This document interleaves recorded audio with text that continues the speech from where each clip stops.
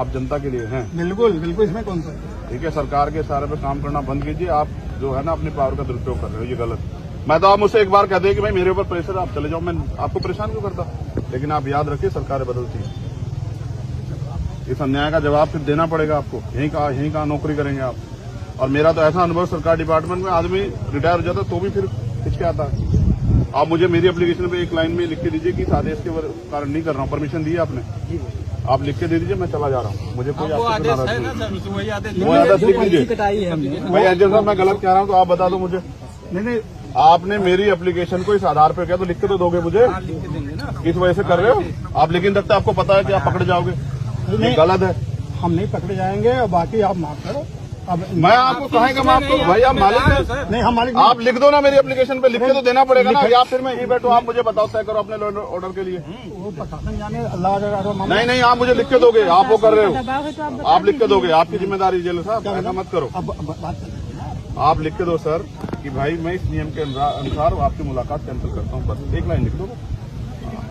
जब वो नियम है ना सर। आप डीएम साहब, अरे मैं क्यों, मैं तो आप, अच्छा मैं डीएम साहब से परमिशन लेके आया थोड़ा यहाँ, मैं तो आपसे परमिशन लेने दी मैंने। देखिए 2-3 चीज सर, मेरी परमिशन आपके पास है, डीएम साहब के पास है। अगर कोई डीएम साहब इस जेल के वो हैं गार्जियन, या आप हैं, बताइए। गार्जियन तो पूरा पहले आप हैं, डीएम साहब भी सीधे नहीं आएंगे, आपको वो करेंगे। बिल्कुल, लेकिन एक बार जानिए, नहीं, मेरी परमिशन खत्म कीजिए ना। जवाब हम दे देंगे सर, मुझे तो देना, मैं आज आपसे, मैंने आपको एप्लीकेशन की है सर, मुझे जवाब देना आपको। नहीं, हम जवाब दे देंगे। किससे देंगे सर, मैं खड़ा हूँ आपके सामने, लिखित में दीजिए ना। मैनुअल लाया नहीं लाया आप लिखित में मांग लो। लिखित में दिया सर मैंने, परमिशन कैंसिल कर दो ना मेरी। कैंसिल हो गई ना, हो गई। कैसे? मंत्री बता दीजिए तो दो ना उसका कुछ कैंसिल का, वही मांग रहा हूँ सर। फिर नहीं दी जाती भाई। अरे मैंने पर्ची दी है सर, मेरा आधार कार्ड लगा हुआ है, आप आधार कार्ड का मिसयूज कर लो। आप लिख के दो मुझे, मेरी कोविड की रिपोर्ट लिखी हुई, आप कुछ भी लिख दोगे उस पर, मुझे आप लिख के दो।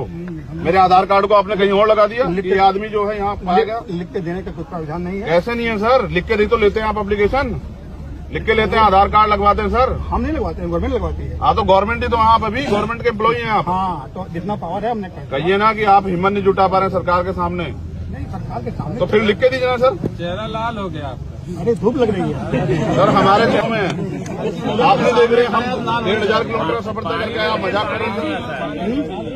1500 किलोमीटर का सफर तय करके आए सर, पैसे खर्च करके। हम आप अपने ऑफिस से खड़े होकर इस तरह से कानून को बर्बाद करेंगे सर, बताइए। सर मैं भी, आप जो मैं भी वादा करके आया, मैं भी इनसे रखूँ, आप भी चाहते हैं, इनसे लिखवा के दो मुझे। ऑर्डर आपकी जिम्मेदारी है, मैं यहीं बैठूंगा सड़क पे, आप मुझे फांसी चढ़ा दो, भेज दो जेल में, मैं तैयार मुकदमा लिख के। ये ठीक नहीं है, आप लोग सब लोग ये गलत कर रहे हैं। मतलब रूल में मैनुअल से मिल नहीं सकता ना, तो लिख के दे दो मुझे, इस रूल के आधार पर लिख के दो। आपको दिखवा दिया यार। देखो दो चीज, सब चीज एजेंट साहब, मैंने एप्लीकेशन दी है, मेरी रिजेक्ट तो करोगे ना, आधार दोगे ना, तो वही मांग रहा हूँ। आप ऐसा इस तरह केसेस अगर आते हैं तो क्या करते हैं आप? जैसे किसी को आप विजिट करते हो, नहीं मिलवाते तो क्या करते हो? भगा देते हैं। नहीं, भगा नहीं, डरा देते हैं। तो वो एप्लीकेशन पे तो करोगे नहीं, सुनो यार, मैं क्या कह रहा हूँ, उस पर एक लाइन में लिख के दे दीजिए। नहीं, प्रावधान नहीं नहीं जाएंगे आपके खिलाफ कोर्ट, व्यवस्था नहीं। संतुष्ट तो कीजिए। आप जाओ, खूब जाओ, आप नेता लिख के दो तभी तो। कहाँ नेता है आप? अगर नेता होते तो आप हमें लेके नहीं जाते अंदर। हम क्यों ले जाएंगे, हमें क्या होता है? सर, आप आते हैं लेने के लिए, हम नहीं जानते गेट बड़े वाला खुलता है। हम जैसे लोग तो नीचे से चले जाते हैं, नेताओं के लिए बड़े वाला खुलता है, हम नहीं जानते यहाँ के माफियाओं के लिए कैसे खुलता होगा। छोड़ो सर, उसको लिख के दे दो एक लाइन, हमें संतुष्ट। नहीं, लिखने का प्रावधान नहीं है भाई, नेता जी बात मानिए। मैनुअल में ये भी तो लिखा होगा, लिखने का प्रावधान नहीं लिखा होगा। नहीं है, आप बात मानो, अब विश्वास ही करोगे आप।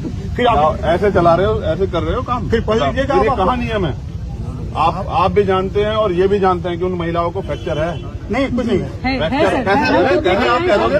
एक महिला की उंगली यहाँ से फटी है, तो हम जिस दिन उनका इशू नहीं, आपका इशू नहीं।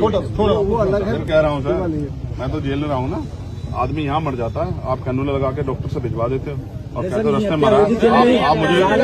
आप मुझे विरोध में करवा रहे हो कि मैं आपके पीछे पड़ जाऊं। आप मुझे विरोध में करवा रहे हो कि मैं आपके पीछे पड़ जाऊं, अपमान को वो करके। मैं आपसे लड़ूंगा नहीं, लेकिन मैं आपके पीछे पड़ गया तो सर मैं आपको देख लेना। हम तुम पीछे पर आप पढ़ेंगे, आप पढ़ा रहे हैं ना, आप पढ़ा नहीं रहे हो के, लिख के भी नहीं दे रहे हो। नहीं, आप मुझसे कहते चंद्रशेखर चले जाओ, मेरे ऊपर दबाओ, मैं चला जाता। ठीक है। जब सत्ता दमन में उतर जाए तो फिर कानून की धज्जियां उड़ जाती है, और उत्तर प्रदेश में कानून व्यवस्था भारतीय जनता पार्टी की सरकार के नेताओं और माफियाओं के चौकटों पे दम तोड़ चुकी है। मैंने सब कुछ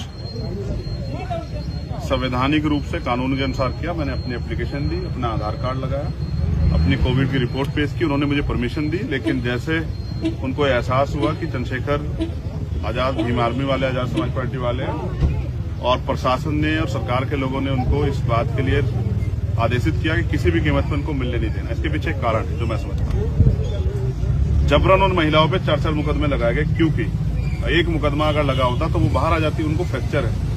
पुलिस ने उनके साथ मारपीट की। और अगर कोई भी अपराध करता, चाहे पुलिस हो या आम आदमी, सबके लिए कानून है। उन सभी पुलिसकर्मियों पे मुकदमे दर्ज होने चाहिए थे। मैं उनकी पीड़ा सुनता और आके आप लोगों को बताता और पूरी देश और दुनिया के सामने रखता किस तरह का अन्याय जो है अम्बेडकर नगर में हुआ। उसको छिपाने के लिए शासन प्रशासन ने मिलकर नियम अनुसार जो कार्य मेरी मुलाकात का था उसको उसमें बाधा उत्पन्न की और मुझे रोक दिया। और उनके पास जवाब भी नहीं है। मैंने उनसे जवाब मांगा कि आप जवाब दे दो, तो वो जवाब देते नहीं बन रहा है। तो इससे पता लगता है कि अपनी पावर का दुरुपयोग करके सरकार जो है कमजोर लोगों के हितों को और उनके अधिकारों का हनन कर रही है। और इसी के खिलाफ हम लोगों को आवाज उठानी पड़ी।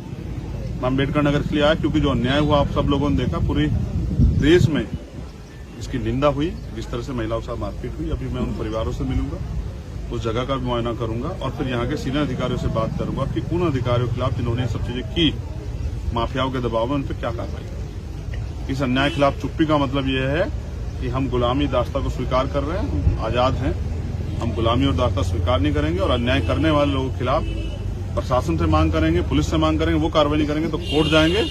लेकिन भविष्य में किसी बहन बेटी का अपमान ना हो, उस अपमान को ध्यान में रखते हम लोग इस अन्याय के खिलाफ लड़ेंगे। और उन परिवारों की जो भी मदद हमसे हो सकती है वो हम करेंगे। हमारी लीगल की टीम लगी हुई है।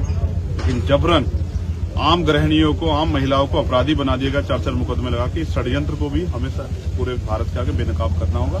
पूरी जानकारी के बाद आज मैं अपने ट्विटर हैंडल से आप लोगों के जरिए पूरे देश को बताऊंगा कि किस तरह का अन्याय का सामना है कमजोर वर्ग के लोग और स्पेशली महिला जिनको देवी कह के पूजा जाता है, उनको किस तरह पीटा गया है अम्बेडकर नगर में। उनके हाथ तोड़ दिए गए, उनके कपड़े फाड़े गए। इस अन्याय का जवाब यहाँ की सरकार और प्रशासन को देना पड़ेगा। जय भीम। राजस्थान में रावण की दस्तक, देखते हैं कौन क्या उखाड़ेगा।